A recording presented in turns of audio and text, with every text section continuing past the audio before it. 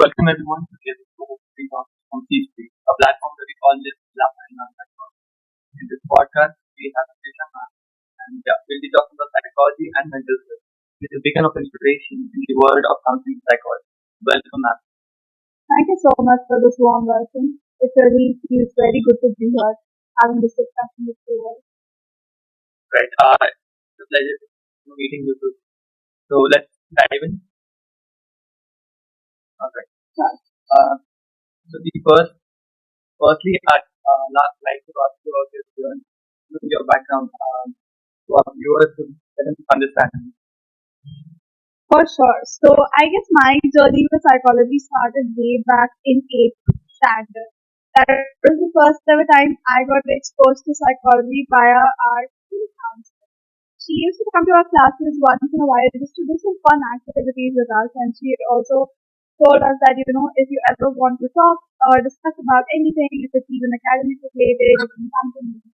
So I actually approached her then with some academic doubts and difficulties that I was having because as a person who was not very interested in math and science, and I found it extremely helpful.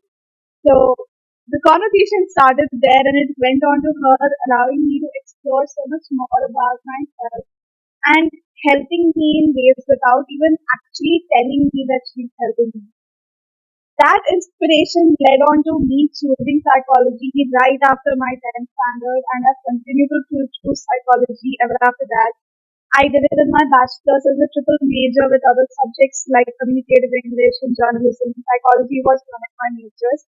And then in my master's, I absolutely shifted to psychology. It felt like a calling almost.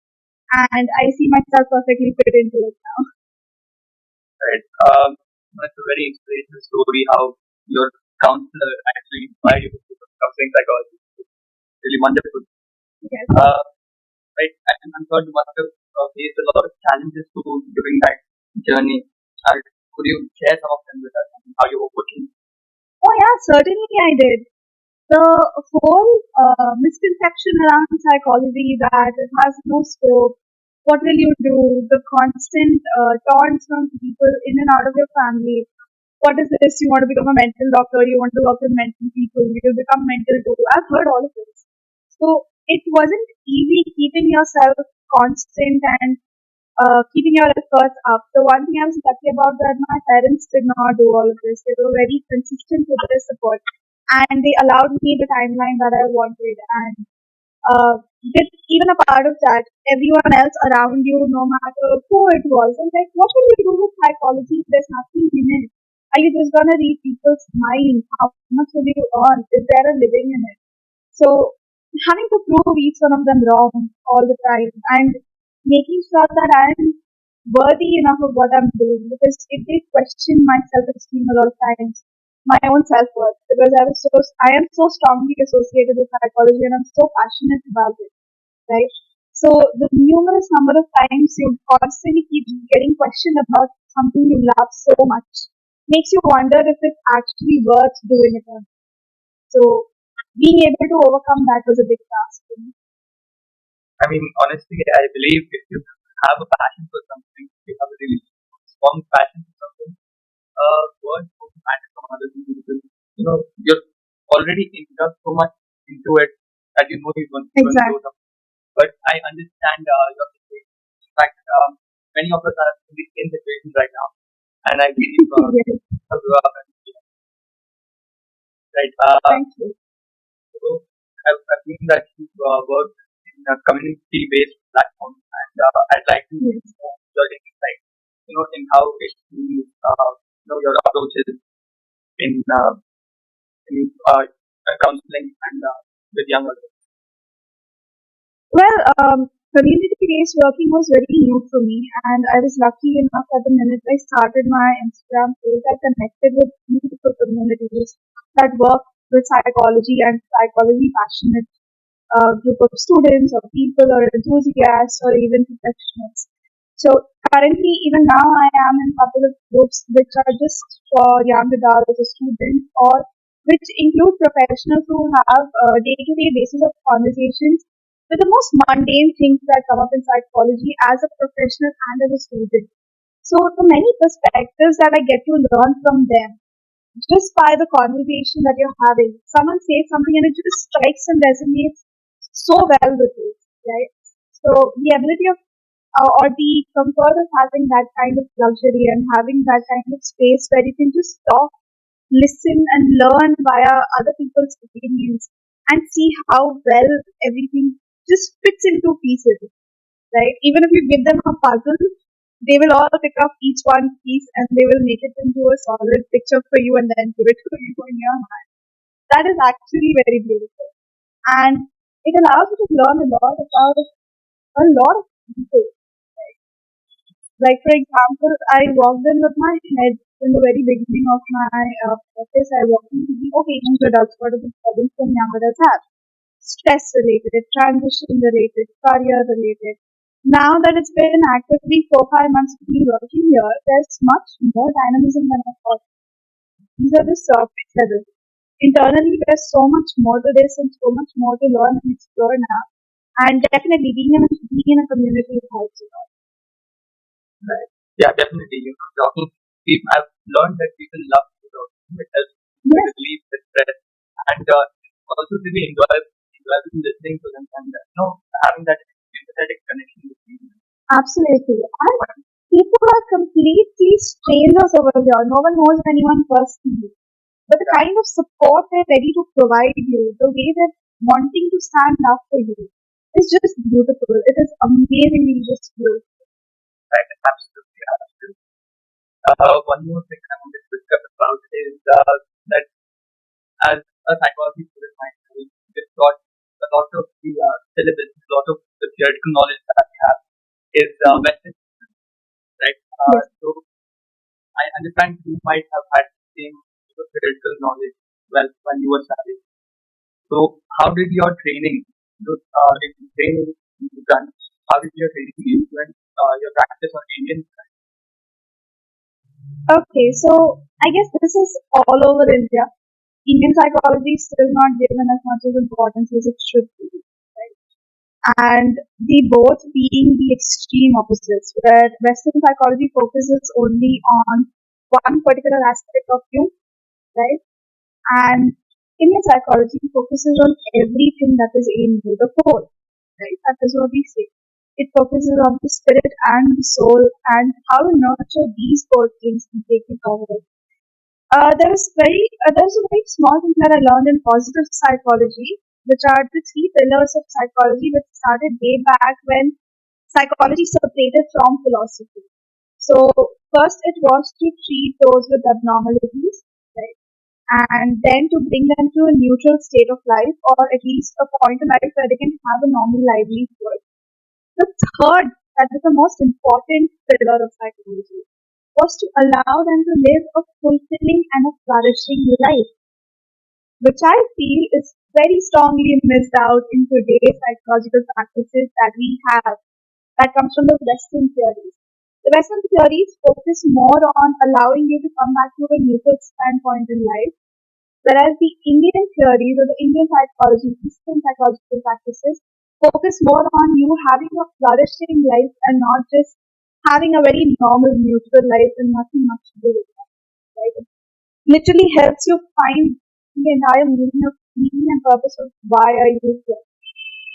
So when I started my practice, it was the same old learning about CBT, learning about techniques related to emotional management, stress management, depression, and all of these things. One thing that really helped me was a little bit of self-study, right? And we were lucky enough to also have trainers who gave us insight into how to incorporate these with our Indian practice. So not necessary that you just copy paste everything that you learn that has been fitted into the Western psychological paths, but also how do we implement it with our age groups and our clients based on our cultures and traditions and all of that. Right. That this is a very new thing. I learned that Indian psychology teaches you to flourish, and Western psychology brings it to a neutral standpoint. I mean, even if you look at OCD, many disorders like OCD, Mm-hmm. these are very negative, and the positive Absolutely. aspects of it are not get used. For example, in OCD, you see the obsession, you see the compulsion, but you don't see that. the observant thinking of the person increases, the cognitive and the many aspects of it improve. And I think there is a difference between Western and Indian psychology. Oh, there is a lot of difference, and there's a lot to explore actually. And I really very strongly feel that colleges should come up with like a whole Indian psychology course Yes, because it's yeah, I believe that. very Um, right. Also, talking about Indian clients, you must have many clients who have many traditional beliefs and cultural prospects they have. So yes. how do you apply a modern practice? See, one thing as a psychologist is that we are not over here to question someone's beliefs and practices. Right? Everyone comes in from their own tradition, background, culture, and beliefs that have been embedded into them ever since they were born. Right? So my role as a psychologist is nowhere to try and even meddle with them. Not at all. I have to make sure that I am using my practice in and around them, making sure that they're still feeling comfortable, still feeling safe in my environment and the environment that I'm providing them, and feeling confident enough to be able to discuss whatever they feel. So one thing that we have to consciously learn as psychologists is to not allow our traditional biases come in between someone else's tradition and make sure that we are culturally aware about the different kinds of rituals and um, traditions that other people follow. So that's really Right? Yeah, I believe that too. But I meant to say, I mean, there are many clients that have a stigma towards counseling or therapy, and they've been forced into coming into therapy, and they still don't have the mindset to stay there. So how do you navigate around this? that again it's very I guess it depends, it varies a lot from client to client. Right. Even in many cases I have seen some clients who come with a lot of stigma related to this is not going to help me anyway why am I here? Or I remember a client who came to me and he stayed for like 2 3 sessions and then suddenly disappeared and then came back after 2 weeks again.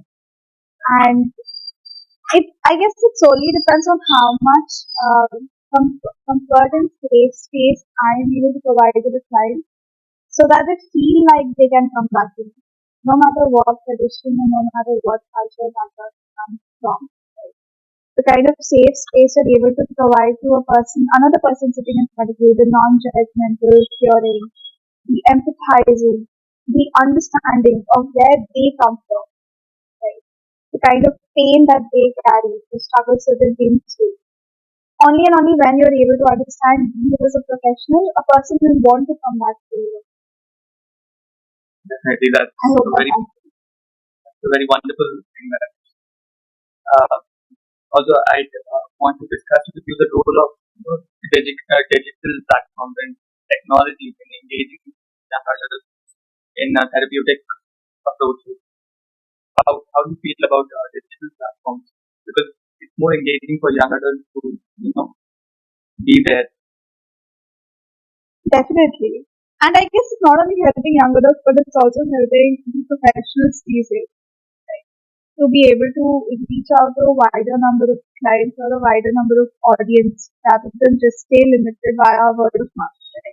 I guess ever since COVID, the transition that has happened from offline world to online world has gotten some kind of a speed up in terms of how many people you can reach at once, how many people can you influence at once, right? And that has been increasing tremendously.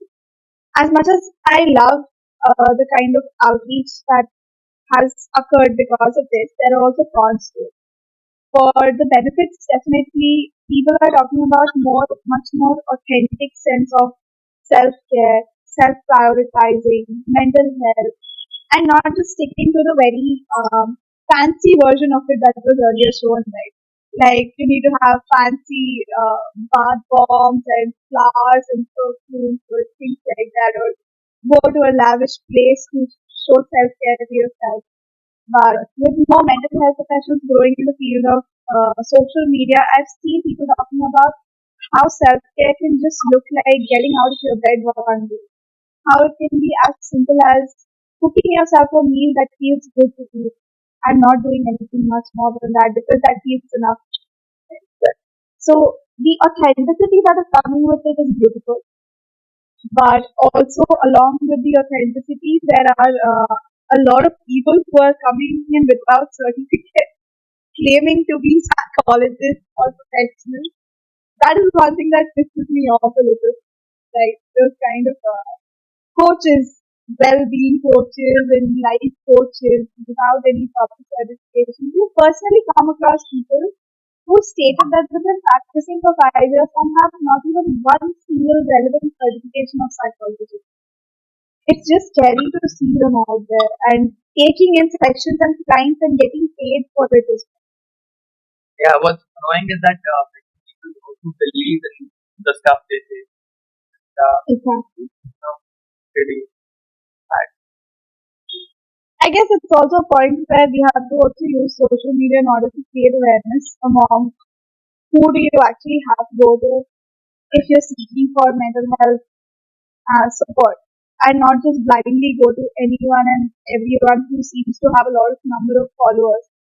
I know there are beautiful and amazing psychologists who might not have those many followers but are exceptionally good at the work they do. But just because they have less followers, people feel like, okay, maybe this person is not that good. I think everyone starts somewhere, so will gradually take follow, right? But that's also something that takes some time to pick up, right? And I guess in today's world, people are running more behind the number of followers they have, more than the authenticity of the world. Yeah, definitely. And also like to discuss about the emerging trends and the areas of focus in counseling psychology right now that is promising. Seeing India evolving mental health landscape. What are Mm. what are the emerging trends in counseling psychology? I guess the most emerging trend right now is the young adult age bracket that we have, late adolescents to young adults. Because previously, I guess it was more focused on the adult age group before COVID. And after COVID, since everyone has got the ability and access to social media and is able to reach out to for help when they need it, the student age group, the early adolescents till the young adults, is something that is booming a lot right now. People are uh, being open about what they need, what kind of support they're seeking out for, and it's inclusive to not only academic stress but also family issues, relationship issues, financial crisis, and inclusive to a lot of other even cultural aspects in some cases. Um, now I have some questions from people when they consider going to counseling. So like to ask. For sure, So the first question would be, what should I expect during my first session with counseling psychology? nothing fancy. The first session is usually inclusive of history taking, trying to understand the client better, trying to understand what are the causes of the issues the client is facing. So it's more of a question answer kind of a session rather than any other discussions or providing any activities or homeworks in the first session at all. And it's more about listening and empathizing with it. Right. So usually how long does it take? Is it only like one session or is it multiple sessions to know about this? I mean, definitely you will have a variety of knowledge during the session, but Yeah. the basic information about the client's past and everything, you all get all that in one session. Not at all. Not at all. It takes at least minimum 3 to 4 sessions to get everything that you need. And sometimes, to be very honest, even in these 3 to 4 sessions, you might feel like you got to know everything about the client. But slowly, as the sessions keep progressing, and once the client keeps getting more and more comfortable with you, they will share more stories that they wouldn't have shared in the starting of the session at all. Right? So that Definitely. is like, yeah, it keeps going hand in hand. All right. So our second question would be, what are the costs involved in counseling, and does insurance cover it? Unfortunately, insurance does not cover it in India yet. I hope they start doing that soon, very soon. Costs involved in counseling psychology can vary from professional to professional. The starting range can be anywhere from maybe even 300, right?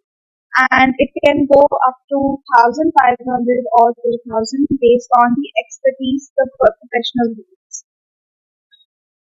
Yeah, I think for that side, people should take counseling. It's a reasonable amount. I mean, for many people in India, I would say. It is reasonable enough, but the issue is the frequency on which we need particular sessions, right? That is something that affects them more. But when you correlate it with, like, for example, let's say the person has to go to a doctor every second week, right, for whatever illness they are facing, even if it goes for a re-checkup.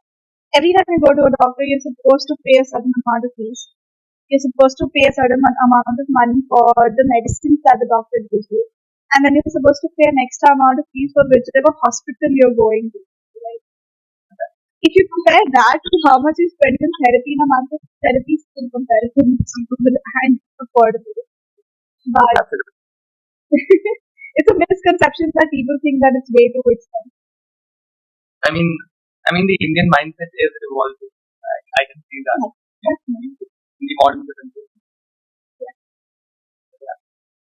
So a third question would be, how long does therapy take? Mhm. That's it. Okay. Okay. This is also again based on the technique that the physician follows, right, or the therapeutic approach that is following. For example, if a psychologist is following solution-based or solution-focused therapy, they will not take more than 12 to 15 sessions. Whereas if someone's following the humanistic approach or CBT or REBT, they might not literally sit and count the number of sessions they're taking, but that absolutely and completely depends on how much healing and betterment is seen in the number of sessions that is coming through the client. So I've had clients who've come to me since last year itself, and now we've slowly reduced the frequency of meeting them only maybe twice in a month or once in a month, but it is still something. That's a difference. You can see that's a satisfying difference. You can see. Yes, absolutely. Correct. Another question is difference between seeing a psychologist, psychiatrist, and a counseling. This is a very popular question.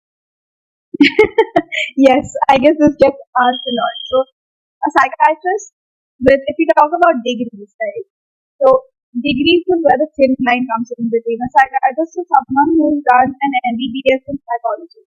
So they're more focused on the biological aspects of it, and they're the ones who can also prescribe medicine. So if you go to them saying that I think I have depression, first they will obviously test if you have depression or not with the help of scales and everything. Once verified, they will provide you medication. Now that they focus more on the biological part of it and the medicinal part. The psychologists focused more on the theoretical part of it. Why do you have depression? What has brought you to this level that you are feeling depressed most times of the day? And then they go into the theoretical perspective of what can we use in order to help this person come out. How can we help them to improve, feel better, guide them through something like that.